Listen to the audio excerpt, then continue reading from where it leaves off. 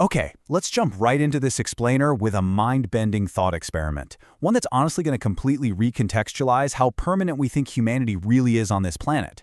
We walk around every single day just assuming the ground beneath our feet is this solid, unchanging foundation, right? We assume human history is the only history of advanced intelligence on Earth. But today, we're flipping that entire worldview upside down. We're going to dive deep into deep time, the relentless machinery of geology, and the wild possibility that, well, we might not actually be the first ones to build a civilization here. So think about this haunting question. If an industrial civilization existed millions of years before us, would we even know? It immediately challenges our baseline assumption that we're the first and only intelligent society to build monuments to immortality. We look at our towering cities of glass and steel, our massive highways, all this sprawling infrastructure, and it's supernatural to believe they'll stand forever, right? It feels literally impossible to imagine a scenario where all of this just vanishes without a trace. But to answer this, we have to stop thinking in terms of human lifespans, or even human history. We've got to start thinking in terms of planetary time. To really wrap our heads around this, look at this timeline. If you put Earth's entire history on a 24-hour clock, the rise of Rome, the Industrial Revolution, and literally the smartphone in your hand right now, they take up just the final half second. Half a second! Earth is 4.5 billion years old. Complex life has been thriving here for over 500 million years. Even our own species has this massive missing era of roughly 295,000 years where we walked around but left virtually zero recorded history. When you visualize time on a scale that massive, those vast, silent stretches of deep time before we woke up start to feel incredibly loud. It leaves this enormous gaping window for civilizations to rise, hit their peak, and totally fall apart long before the first human ever walked the Earth. Moving into Section 1, Earth's recycling machine, the hidden clock. Let's take a look at how Earth's relentless, hidden machinery actively deletes our physical past. So imagine if a civilization reached our level of technology, say 60 million years ago. This sequence brilliantly illustrates how their bustling cities would just be reduced to a geological ghost. And it starts relatively fast. Without us doing maintenance, a few centuries is all it takes for roofs to cave in and structural glass to shatter. Give it a few thousand years, and the massive steel beams holding up our skyscrapers oxidize. They literally rust away until they're nothing more than reddish streaks of iron in the dirt. But then, the heavy machinery of the Earth takes over. Over millions of years, which honestly is just a rounding error in planetary time, plate tectonics act like a giant conveyor belt, pulling the crust down into the mantle to melt. Glaciers act like sandpaper, grinding mountains and whatever's sitting on them into fine flour. Ultimately, a sprawling metropolis like New York or London, it would become just a sliver of odd sediment sandwiched in a rock face. So the crucial takeaway here is that time and geology act like an ultimate eraser, scrubbing the surface clean of almost everything we've ever built. It is a wildly humbling realization. The Earth is not some museum that perfectly preserves the past. It's an active, churning recycling plant. Forests will absolutely grow over our foundations, their roots prying apart concrete, while the slow, inevitable movement of the continents just swallows the rest. Basically, if we're relying solely on physical ruins to tell us if someone was here before us, we are totally looking in the wrong place.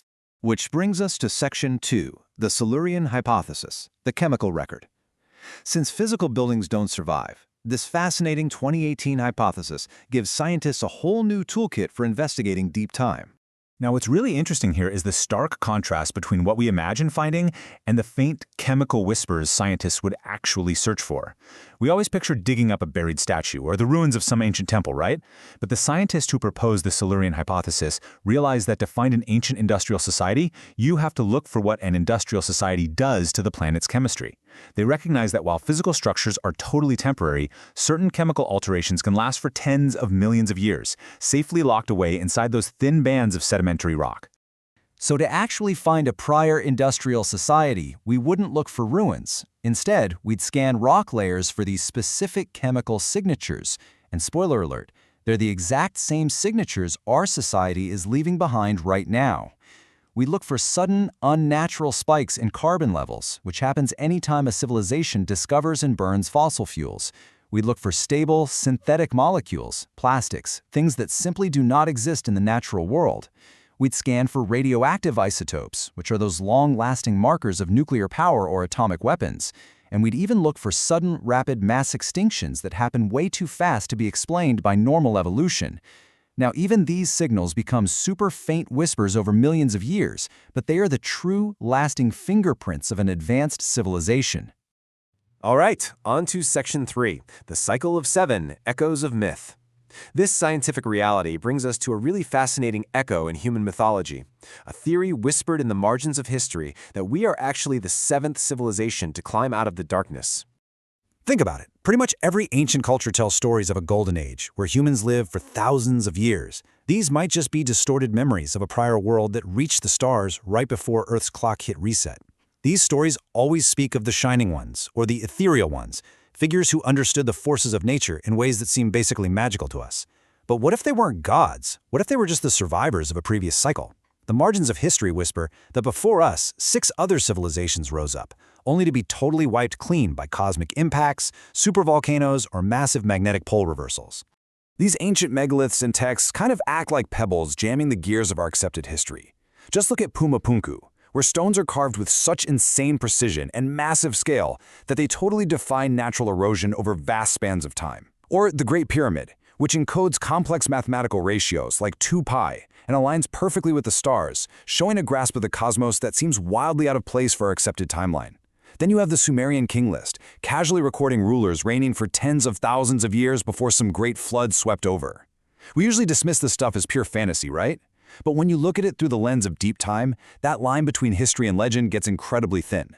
Finally, Section 4, Deep Time and You, an Unbroken Story. As we wrap up this explainer, I think it's absolutely crucial to ground these massive, mind-bending concepts right back into your own present reality. Knowing that the earth beneath your home patiently holds the dust of uncounted cities, you start to realize that your life is part of a book far thicker, and honestly much more beautiful than you ever imagined. We so often think of ourselves as isolated in modern history, but you carry the genetic resilience of absolute survivors. The ground you walk on might be quiet, but it contains the dreams, the crazy innovations, and the ultimate dust of vanished cultures. You aren't just the end product of history, you are a living bridge connecting the deep forgotten past to whatever cycles are yet to come. So I'm going to leave you with this final provocative thought about our unbroken human story to chew on the next time you look up at the stars. Are we truly the first to figure it all out, a species waking up at the dawn of civilization? Or are we a species with amnesia, waking up at the very end of a long night, entirely convinced that the sunrise we see today is the first one that has ever occurred? Thank you so much for exploring